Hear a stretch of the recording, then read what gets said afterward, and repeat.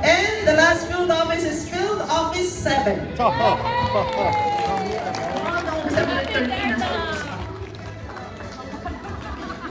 Of outstanding performance in From Screen to Stage, Disney Classics brought to life by Field Officers. So the Best Ensemble Award goes to Beauty and the Beast. Nilalang pala ng post. Disqualified na. Scoring ng ating mga judges. Talagang pare-pareho sila. So hindi talagang wala kasi nabago. Sino sa palagay nyo ang ating 3 winning apples this year? Region 3! Yes. In any random order kasi 100% naman na silang lahat.